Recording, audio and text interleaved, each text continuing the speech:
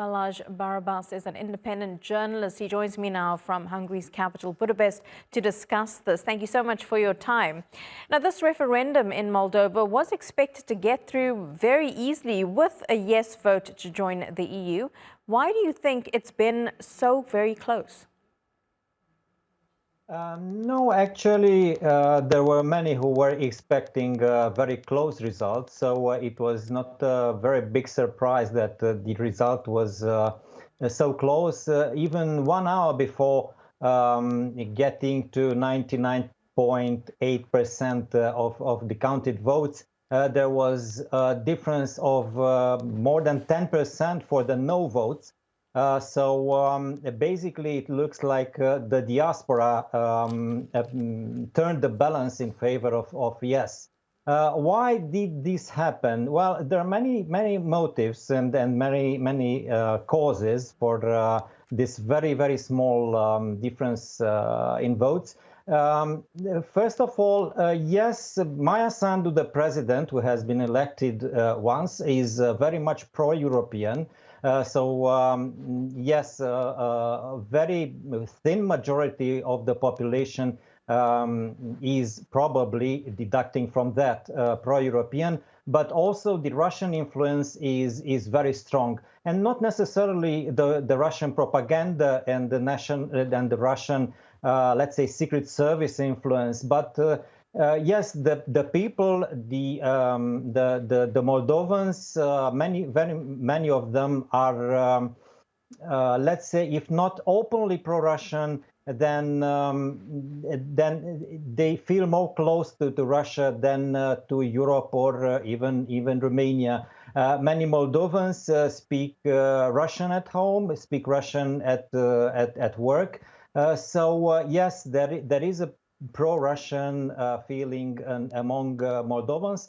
And if we look at the map of the referendum, we will see that the yes votes were concentrated mainly around the capital city of Chisinau, and in other parts, the no answers were in majority in the north and in the south of the country.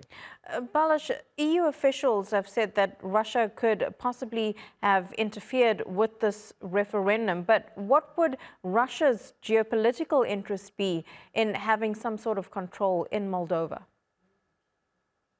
Well, it has many reasons to hold a close grip and a firm grip on Moldova.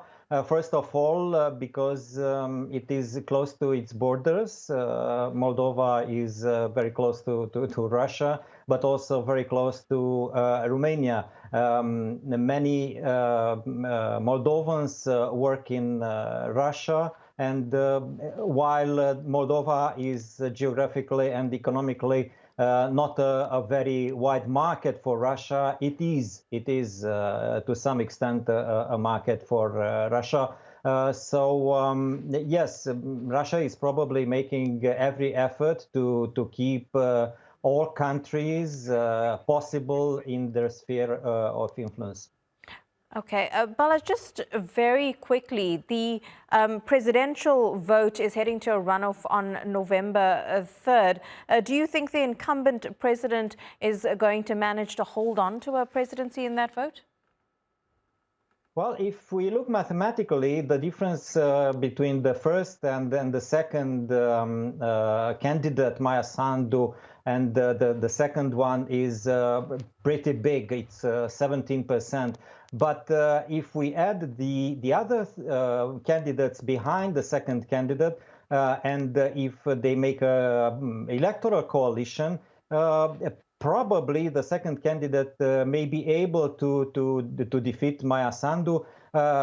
She has a pretty high level of distrust, not necessarily because of her politics, but the events in the past, in the near past, were unfavorable to her. There was the COVID, there was inflation, there were reforms delayed. So all these factors diminished the trust, the population trust towards her. So yes, if all the other candidates get into a coalition, an electoral coalition against her, the second candidate may beat her, but it's very hard to predict.